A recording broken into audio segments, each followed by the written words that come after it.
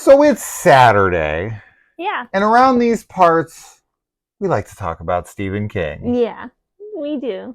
So let's talk about Dolores Claiborne. Oh, just ignore these other movies here.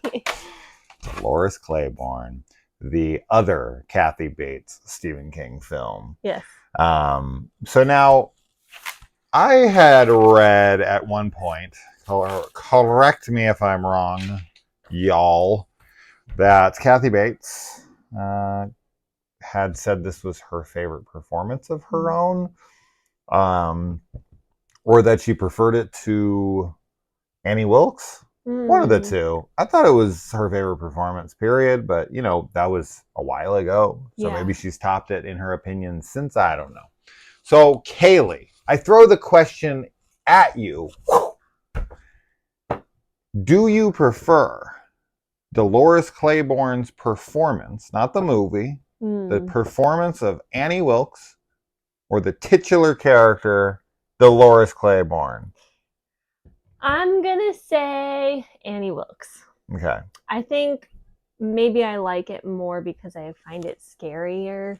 Dolores Claiborne is not, in my opinion, made to be scary at all. No. I think she's a very relatable and sympathetic character, and I do love the performance. I do think Kathy Bates is a wonderful actress, and in this, she does a fantastic job, no doubt. But I just love her as Annie Wilkes. I feel like she does such an amazing job bringing that character to life. So I say Annie. What about you?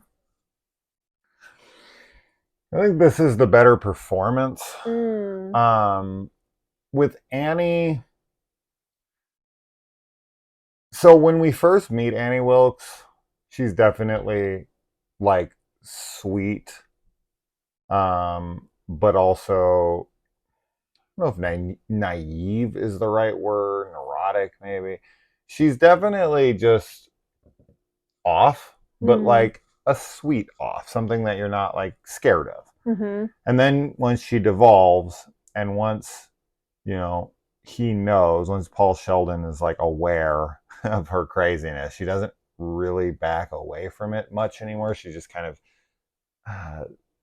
that crazy kind of comes through, and she's just kind of committed to it at that point.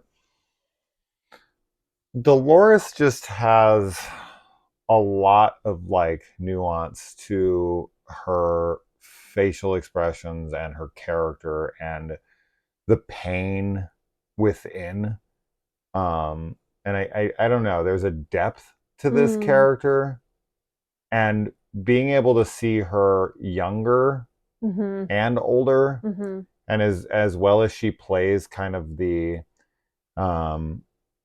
jaded woman who's seen it all, and the way she's so like guarding to her daughter, but in this self-sacrificial, almost like martyrdom, where she doesn't believe she deserves anything, probably because she thinks she's a terrible person for killing her husband, but she also thinks that she did the right thing. So she's very conflicted on that matter, and she understands, I think, why her daughter left.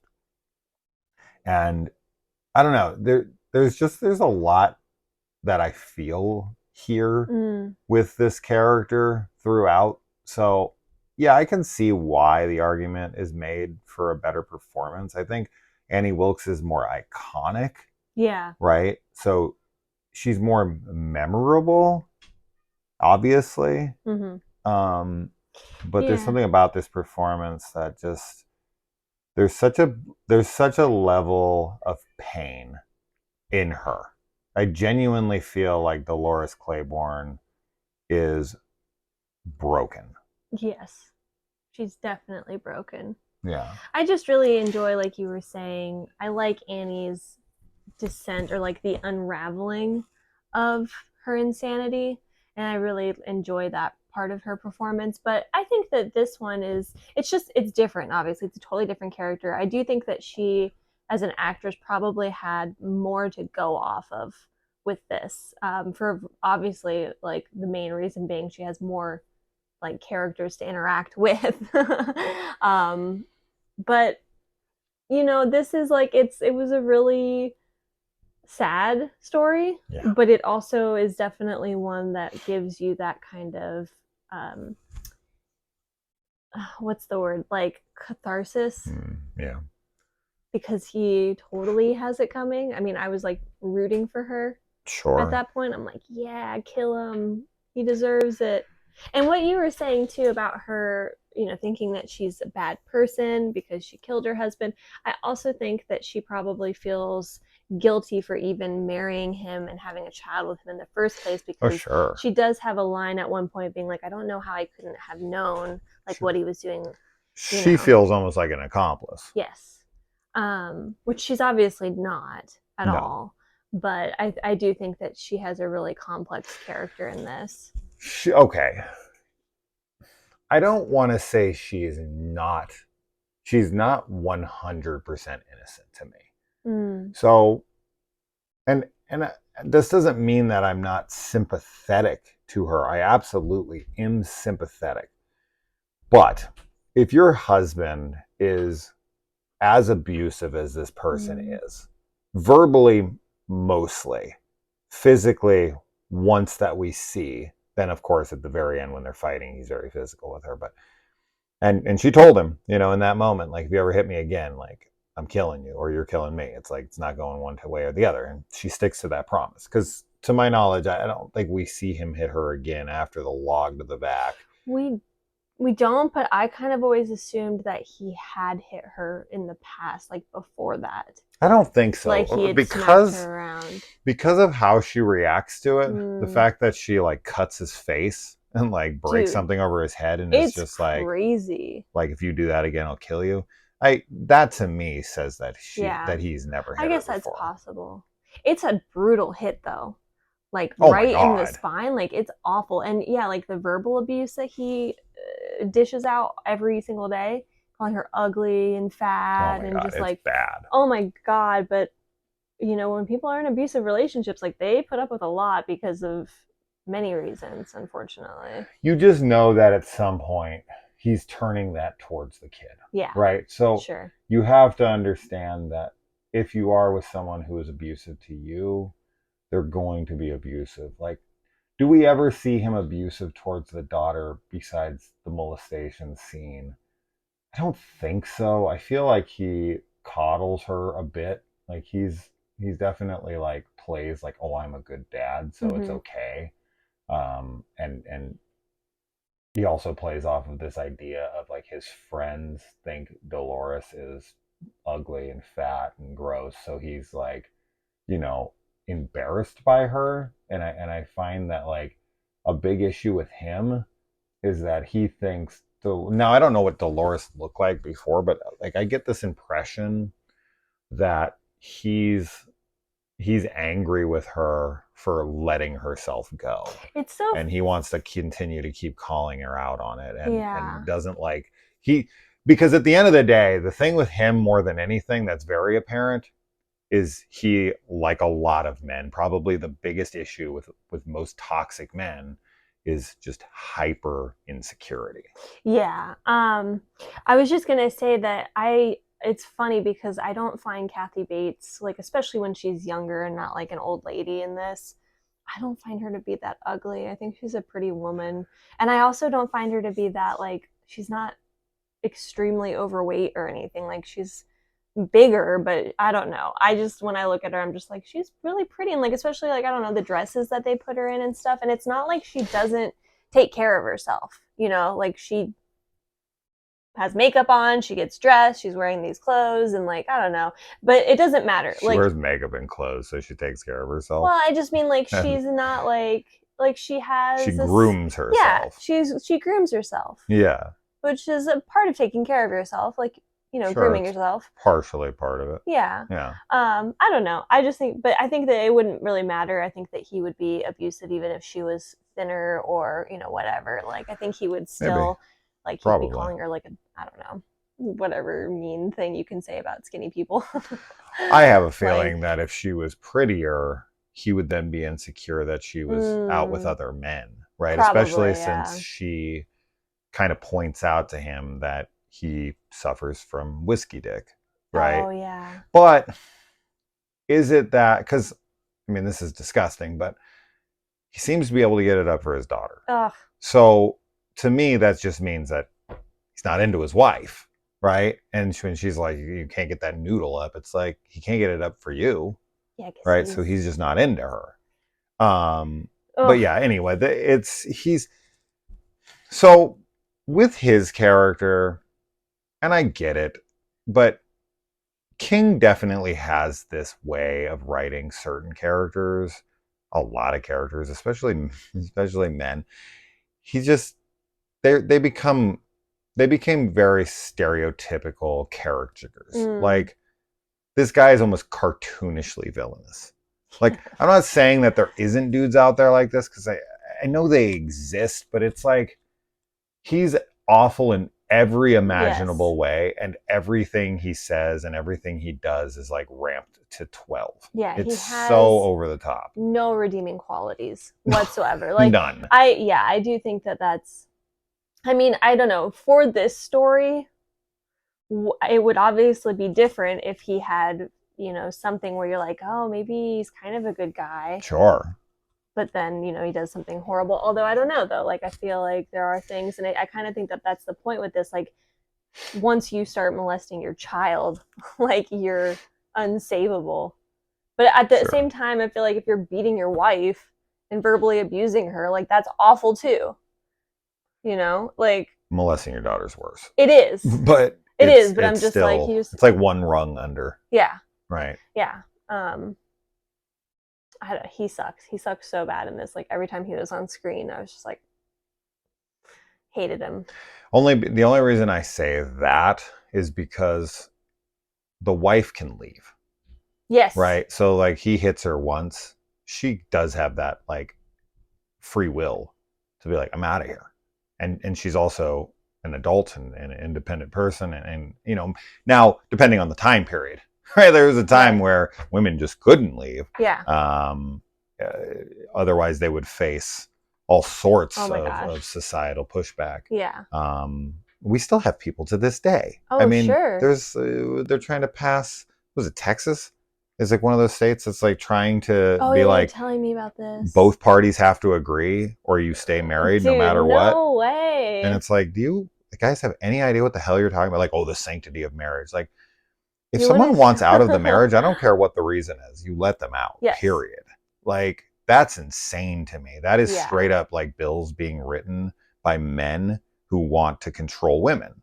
But Absolutely. This is the same shit with like abortion or anything. It's like, I'm going to tell you what you can and can't do. And a woman's job is to stay married to a man until he wants out. Yeah. Right. And then, because I saw some of that shit. I'm not going to, get too political here, but it is that way. It's like, you can't leave unless I say you can leave. Oh, my God. Like, what? No. I don't care what document you sign. You have free will. You can leave. 100%. I don't care what God you pray to. I don't care about any of that shit. If you are being abused or if you were unhappy, period. Yeah. You don't even have to be being abused. You just want to leave, you leave.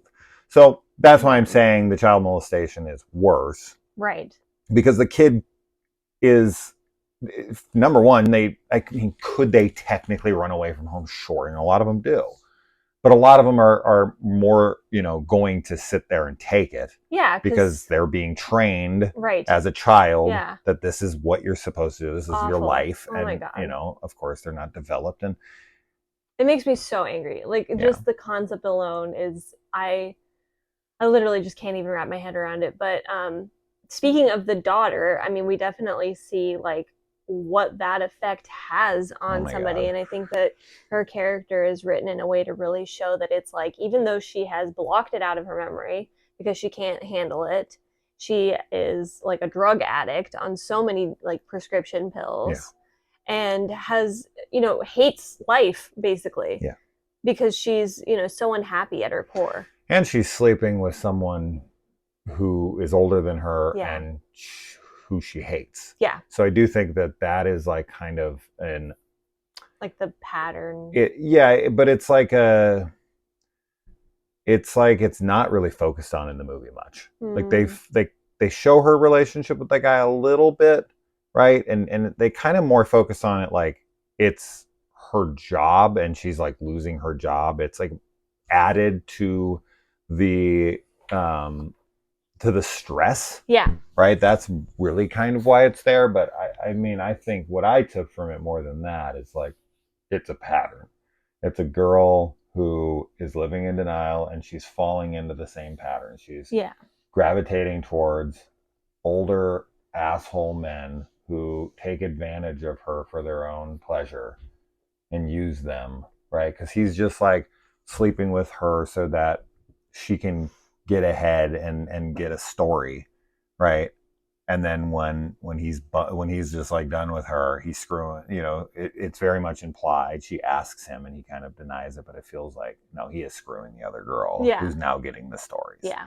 Right. So I don't know. I think that's a part of the movie that isn't really focused upon, but it is there if you want to read into it. Mm-hmm. But yeah, and another note here is that. And I didn't even mention, Jennifer Jason Leigh being in this, who was a massive crush of mine back in my childhood, back in the Fast Times at Ridgemont High days. Oh my goodness, beautiful woman.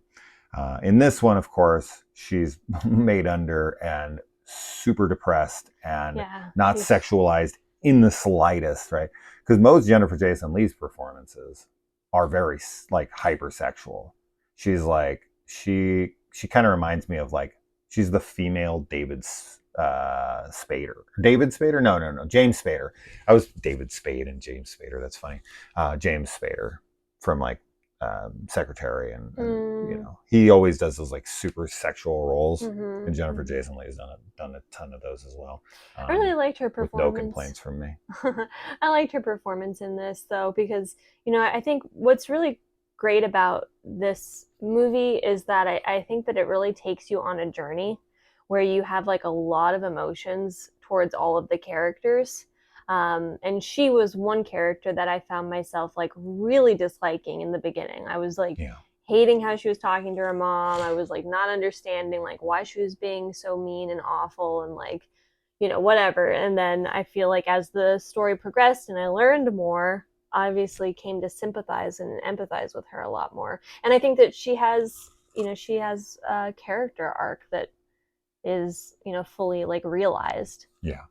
Which is really cool. Yeah, I mean, she's obviously holding this resentment towards her mother because she blocked everything with her father. Mm-hmm. She remembers that he was an alcoholic, right? She remembers that part of him, but she blocks all of the like really bad stuff out. Yeah. And she remembers the stuff about her mom, which she remembers like she came in the room and he's bleeding on the couch and, then he mysteriously dies and there's everybody in town thinks she's the killer, which she is kind of.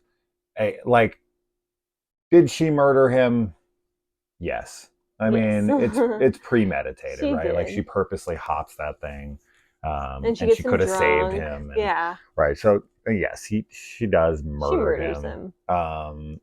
But I think you so don't care. Yes. Like you care in the sense of like rooting her on, but I don't know. Those are those kinds of people and characters. And in a movie, it's so much easier to just be like, good.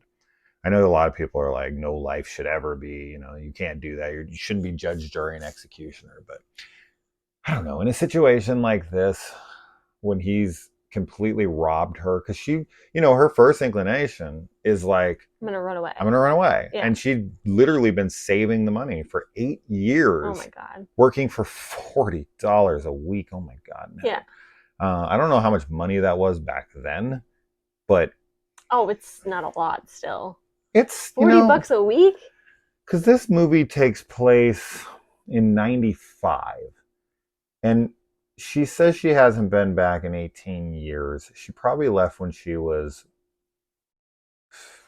Does she say 18 years? She hasn't been back in 8 years. Okay. So it happened 18 years ago. He died. Wasn't that what it was? 18 years ago, there was an incident. And she was 13. So she's 31. Mm-hmm. Right? 13 plus 18, yeah. So she's 31. So if it's 18 years ago, it's 95. Then you're in 1977. So 1977. $40 a week. Yeah, $40 a week. Yeah, it's definitely, because that's $160 a month. That's very little. Even in the 70s, yeah, you definitely, you're on the low end there. You probably should be, realistically, someone's probably like, if they're working a decent job that's going to pay the bills, you got to be making at least $500-$700 a month at least, right? So yeah, she's getting so little. Yes. And she's working for the biggest bitch under the sun. Oh my God, she's so particular about everything and so wealthy. It's not even $40 a month or $40 a week. It also drops to $12 a week when she's not there. Yeah. $12 a week. Like, okay. I mean, obviously, which we never saw, because she goes through her ledger and it's all 40, 40, 40, 40, 40. Where's the 12s? Oh, I don't know. That's kind of a mess up. Yeah. I mean, obviously, like, in the end, Vera leaves everything to her. Sure. So she does get like $1 million. But yeah, I don't know. It's like her relationship too. Like, that's the other thing, right? Like, Vera is a bitch for sure. But then she kind of is like supportive of Dolores. Like, I mean, she's the one that encourages her. She's like, I killed my husband. Like, you can kill yours. Like, it just has to be an accident. Yeah, she outright admits to killing her husband, basically. She's like, I tampered with his brakes.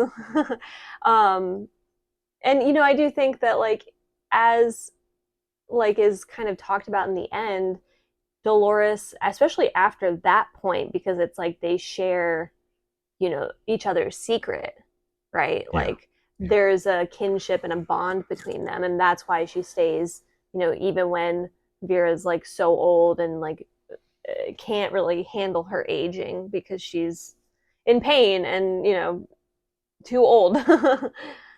You're right, though. I mean, that is a good part of the film. I think that you pointed out well, that they are bonded through a mutual secret of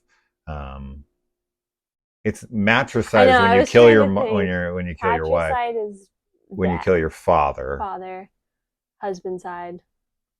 I don't know. I used to know what that was. Matricide. No. Yeah, someone let us know. But yeah, they both share this. Yeah. And I think the fact that we know what matricide isn't matricide when you kill your mom. Yeah. Oh shit. So what is it when you kill your husband or your wife? So we don't know either of those. No, isn't fratricide? Is fratricide a thing where you kill, like, your I thought that was brother? Like, yeah, I thought that's what that was. I don't know. We don't know because it's like Latin roots, right? Isn't everything? I don't know. With our language. I don't know. So okay, some good lines in here. They're like iconic lines for the film, which is said, like, this first one said like 3 times by each woman passing it down to one another. And this is, I think, what gets Dolores to, like, realize what she's done, sort of, because Vera says it to her and then she says it to her daughter and then her daughter says it back to her. Yeah. Which is, sometimes an accident can be an unhappy woman's. No, it's the sometimes being a bitch is all a woman gets to hold on to. Yeah. And she's just like, oh my God, like, what am I instilling on my child? Like, this is what got me to kill, right? Like, these are things that are being passed down. And then, sometimes an accident, sometimes Dolores, an accident can be an unhappy woman's best friend. I like this stuff. This translates well. Yeah. I don't know what the book is like, but this is a really good adaptation. Whether I've read the book or not, it translates really well to film. I agree. And then we've got Christopher Plummer character, along with John C. Reilly, who's just kind of there to be like a goof. It was so funny. I didn't like even realize he was in this. Yeah. So he plays the detective, and he also like there's such a theme going on in this of like past trauma, right? And even the detective in this, he becomes obsessed with putting Dolores away because he couldn't convict her for the murder of her husband, which it shows you where his mind is at, because that was ruled an accidental death, a death by misadventure. And he still refers to it as the 86th case that he couldn't close. And it's like, it is closed. Yeah. Right? Like his record should be perfect. If he had 85 homicides and he closed 85 of them, then his record should be perfect. So that 86th one he's talking about isn't real. That's in his mind. Yeah. Because that was closed. That's not a cold case. It wasn't ruled a homicide. Right. And he couldn't close it. The case was closed as an accident. And he still holds it in his mind. He still harbors this, anger and resentment towards her, that she's the one that got away. So this is totally in his mind. Oh, right? Yeah, absolutely. Yeah, I mean, he's suspicious of her, right? Like, he doesn't believe that it was an accident. He cannot let it go. So he's right. He is right. He is right. And that's kind of But he is not right with Vera. No. So it's like, you missed your chance. Yeah, exactly. Like, so he's like trying to close this case, but he's trying to close it like not correctly. I get it. I get it though. Like, if I thought, like, if you 20 years ago, 18 years ago, were to have a case where someone was like to you 100% guilty of murder, right? Then almost 20 years later, they're found in another situation where it looks like they're murdering somebody. Oh, sure. You would be like, I'm putting this person away. I know that they definitely did it this time. Like, there's no way it's 2 times in a row. But even if it wasn't, you would still be like, I want her to go down for this because she got away with the other one. Sure. Right? So I get the driving force behind it. Yeah. But when the daughter comes in at the end and argues her case, it is kind of like irrefutable to me, of like, so she sat on this information for 8 years. Right. Let her, this woman who is known to be the worst person in town, let her abuse her, pay her nothing. They sit in a lone house together for all these years. And then her big grand plan is to push her down the stairs and bash her head in and make it look like an accident. Like, right. There's no way that you wouldn't do that. Yeah. Because she's literally, as she says, she's got one foot in the grave. She could have waited another week and she would have just died of natural causes. 100%. This chick is dead. There's no way you would murder her at this point. Yeah, I think it's totally irrefutable. Because, like, it just doesn't make any sense. Why would she? And she, like, not only bashing her head in, but, like, she doesn't even make it look like an accident because she's, like, rifling through the whole kitchen and everything. Sure. So there's no way, like, But he says she panicked. Right. And, like, so his argument is that she pushed her down the stairs. I get this. This is a decent argument. She pushed her down the stairs to kill her. She didn't die. She knew she'd tell on her. So she panicked and was like, I got to hit her over the head and then make it look like it was part of falling down the stairs. Then I'll go back in, clean everything up and call the police. Right. So, I mean, that's like it's fine of an argument. I would listen to that and go, yeah. But the fact she waited 8 years till she's literally almost dead to go to all these lengths, it doesn't make any sense. She could play, if she's playing the long game, why wouldn't she just commit to it? 100, yeah. It's not, okay, I shouldn't say irrefutable. She could just be pissed off one day and be like, I'm killing this bitch today. I can't wait another week. Today's the day. Yeah, maybe she'll live another year and I can't take another year. So bitch is going down the stairs today. I mean, I guess irrefutable probably isn't the best word, but I do think it's a very compelling and persuasive argument for Dolores. It is, but I feel like I could argue the opposite as a lawyer. Sure. I just did. Yeah. And I would, if I was in the jury, I'd be like, and then, yeah, I don't know. Can you bring in that evidence? I don't think you could. No, that she was not convicted of a murder once upon a time. Because isn't that like kind of like double jeopardy in a way? No. Double jeopardy is when you go to prison for something and then get out. You can't go to prison for that same thing again. That's what double jeopardy is. I feel like they shouldn't be allowed to. I know that because of the Ashley Judd movie, where she like gets convicted for killing her husband, and then she comes out and finds out he's still alive. So she goes and kills him. Right. We watched this together. No, we've never watched this together. It's one of those 90s thrillers, but she goes, and at the end of the movie, you find out, like, you know, she's like, I'm going to kill him. And he's like, you can't kill me. And she like does it in front of the cops. And she's like, I can't go to prison for this again. Yeah. And I don't know, would that be, is that a real thing? Like, I know. could you go to prison preemptively? Like, listen, put me in prison. I'm going to kill my wife. I want to do it now while I'm still young. Give me the years so when I get out, I can kill the bitch. Yeah, I don't know. Probably not. I feel like there's got to be some, like, if you did it right in front of people, there's got to be some loophole of like, well, I don't know. We'll make up a different. I went to prison for killing you. I did my years. I get out. You're still alive. And then do I legally have the right to kill you? I can't imagine. The legal right? Yeah.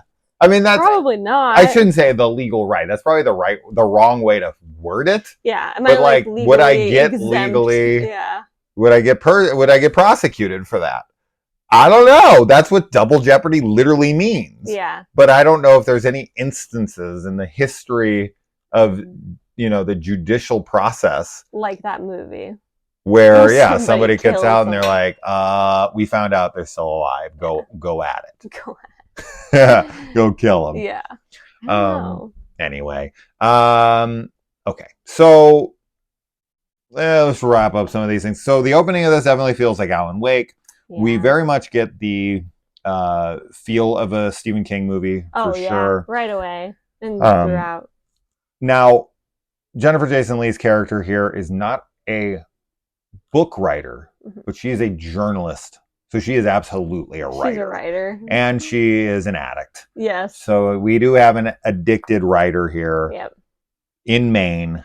Stephen King can't help himself. What else can you expect? He cannot help himself. It's a staple. Probably the coolest connection in this film, for sure, to me, easily, is the fact, and I don't know what's up with Stephen King and eclipses having something to do with child molestation. Yeah, apparently that's like is a connection for him. Was he molested during an eclipse or something? Because you have the eclipse during Gerald's game. The girl gets well, as I said, she gets violated, right? She doesn't get technically molested because he doesn't touch her. He touches himself behind her back. I don't know what I would classify that, but he's not touching her body. So it's a form of molestation. It's wrong. I'm just saying, for classification purposes, we might as well just say molestation for it. He violates her. Yes. For sure. Yeah. But molestation is physical touching of her body. Would it not be? I don't know. It's gross. That's what it is. Sure, of course. Anyways, but taking advantage of a kid, a father too, taking advantage of his daughter. Like, this guy takes it the next step, right? Like in Gerald's game, he's like, I'm going to do it myself. And in this, he's like, you got to do it for me. It's like he's one-upping himself. Gross. Now, that doesn't happen during the eclipse. Dolores. So what I like here, though, because it's supposedly in the book, they get psychically linked to each other through the eclipse. Who? Kathy Bates, like Dolores Claiborne, and the Gerald's game character. So she's like aware that she's killing her husband. Like, because the molestation, which is funny because I did read Gerald's game. And that, I'm pretty sure, came out after this. So that's probably the book that it happened in, not this one. I don't know. Whatever it is. In Gerald's game, What was I gonna say? No. The Oh no, but like it is kind of symbiotic to a degree because it's like during the eclipse, this girl's getting molested by her father or violated by her father, and Dolores Claiborne is over here killing a child molester during that eclipse, right? So it's almost like vengeance for what's happening to her in that moment. Like, oh, I'm taking care of someone like this right now. Yeah. You know, but the girl in Gerald's game never gets that chance, right, to get the retribution that she deserves. But I find that interesting that like Dolores is killing a child molester while another somebody is watching that same eclipse molesting a kid. I like it. I like that that's happening. Yeah. Not that the. You like that? Not like what's happening, but I like that it's paralleling each other. Yes. So. And living in a small town like this with everybody who thinks that you are a husband murderer and now wealthy woman murderer. Yeah. Just a murderer. She's got to take that 1.6 million. It's funny how 1.6 million dollars in this movie, this isn't even that old. It's like 30 years, not even. But it's stated in this movie like it's the lottery. Like they're like, it's 1.6, and I'm like, dude, come to 2023, 1.6 million dollars ain't shit. You could buy a house, and then just the property tax alone, over the next freaking 10 years would bankrupt you. Oh my god, it's crazy. Yeah. So I mean, 1.6 ain't shit. I don't know if she's gonna.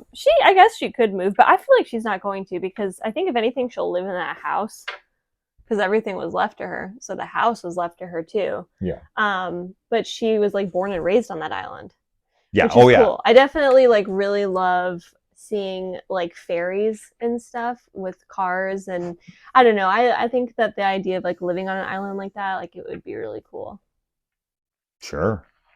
The living in that house definitely would be something. She's not going to have a good time in her town anymore. She's not, but she's wealthy enough that she could just be like, I'm just staying in the house. So a little note here that we had talked about in the past, but this is Castle Rock Entertainment that produces this film.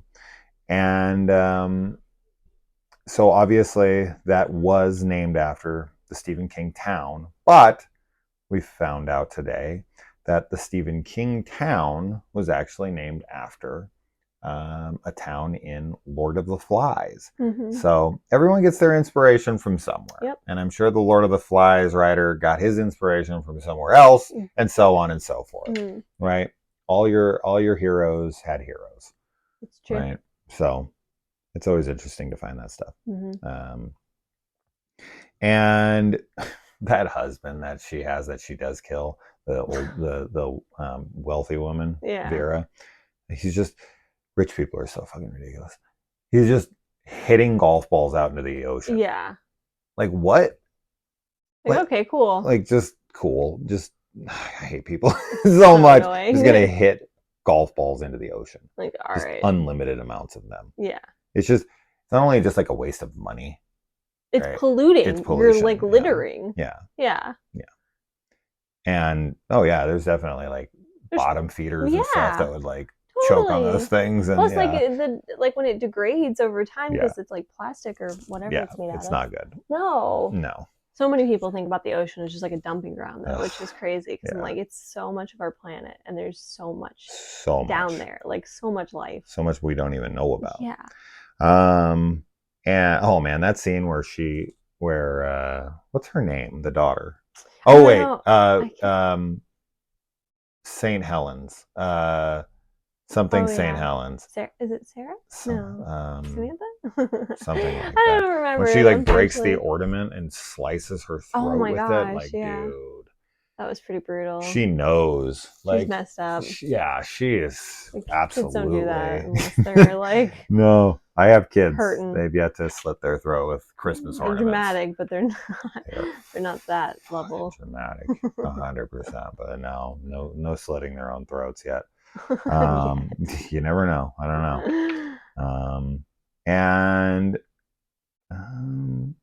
the scene, like the image of her image in the window when she breaks it is a very interesting shot. I don't know exactly what that is. I don't know if that's like a composite shot. I think it was. It's a weird shot, but it's cool. It's like her coming undone. She's shattering, literally. And then I like the red sky during the eclipse. Yeah, I do too. I also really like how the memories in this are shown where they kind of are just like there's like a subtle light change, but they're in the same location, or they'll just like see somebody walk by, like a younger version of whoever. Oh yeah, I really liked that. Yeah, I thought that was some great transitions. Yeah, they do get some good transitions in this. I like the flashback scenes. Good stuff. And we get a mention of Shawshank. Yes. Anytime anyone ever mentions prison in a Stephen King movie, it's always got to be Shawshank.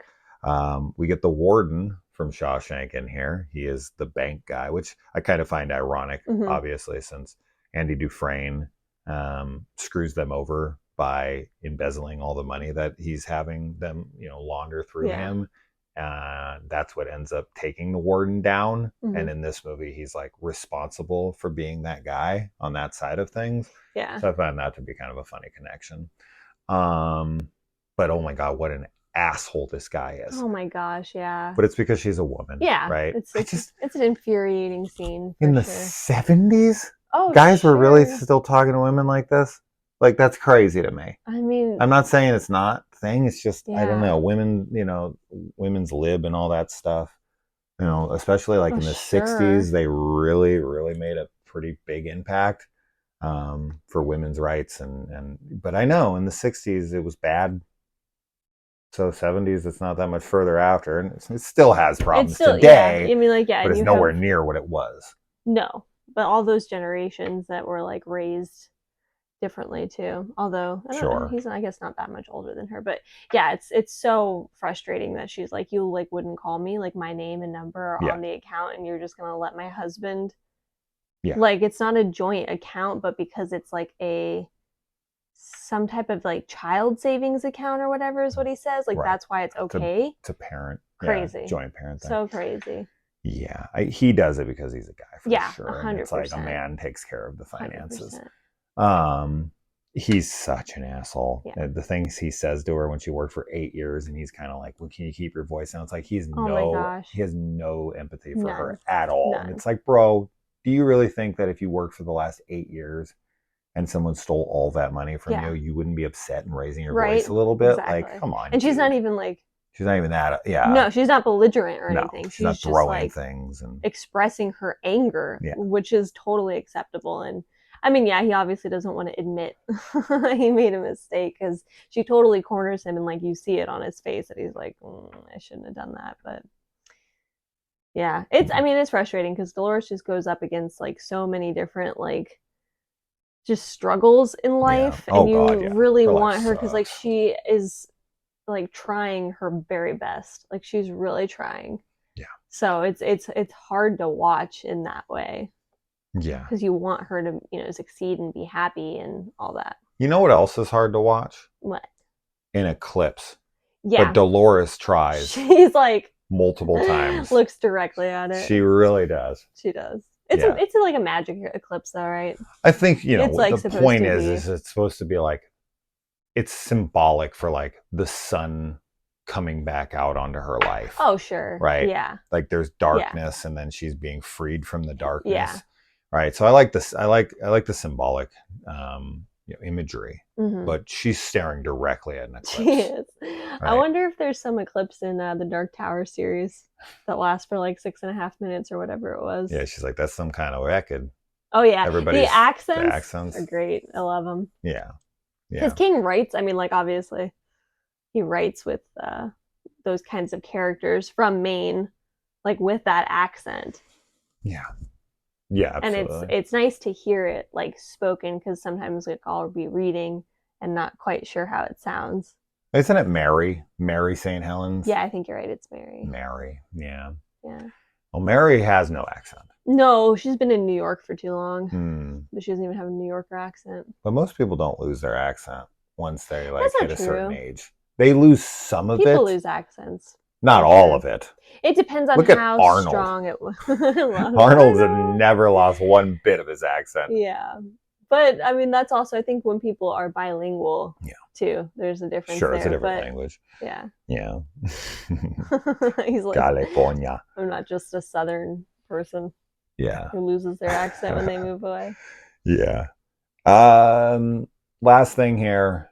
This is definitely one of the most, like, even though it's not technically graphic, it doesn't show anything exactly. It's definitely one of the more uncomfortable molestation scenes I've seen. Oh God, yeah, it was. Seeing him like pull her hand, like under the like that stuff. I was like, and then he's like kissing on her ear, and being like, "Good girl, like I love you so much." It's just very realistic. Yes, is why it's so hard to watch. Yeah, because that is 100%. Do it like I showed you. Oh my so God! it's like no this is not the first time. No one will see. And the fact he's doing it in public too. It's like, oh my God, I know that like adds to the thrill for him. Awful. Right. But this is why, like, because so many kids, when they get molested, they're like, it's my fault. Like, I did something bad. Because they know that they're not supposed to be doing that, like, on some level. Right? Especially with their Awful. father. It's oh my God. crazy. It's just like, because this movie, like, I want those types of people to die. Sure. So I'm really, like, happy in movies like this when the people actually do die and get their comeuppance. Yeah. So. Just like, what was it? Like Johnny Slocum or something? What was it? It was the weirdest name for that ferry. Yeah, it was something Slocum. And I was like, that's really the ship she got molested on? I feel like that's not the way you say it. You're not like slow cum. You're like slocum. Slocum? Yeah. Yeah, but it's literally C-U-M. I know, but you're not like slocum. It's slocum. I know, but who's not going to read it like that? Like, who's not going to... Those are the kinds of names where you say, I know we have a lineage. I know that there's like years but maybe we should change we gotta it. Change maybe we should name. Be like Bluebird Fairy. It's gotta go. It's gotta go. We can't even if you have that name, it can't be Johnny Slocum. Okay? This is not happening. I'm not putting that on anything. I'm changing that. And I'm burying it on Wikipedia. And they'll be like, what's his original name? Like, it is my original name. I don't have another name ever. Never did, and I never will. I'm like, I'm Johnny Fastcum. That is probably more accurate. All right, guys. Anything more to say? No. Yeah. Yeah. Great movie. Yeah. But a hard watch for sure. Yeah, definitely not like It's not fun. No. Yeah. But it's good. It's really good. So. All right, guys.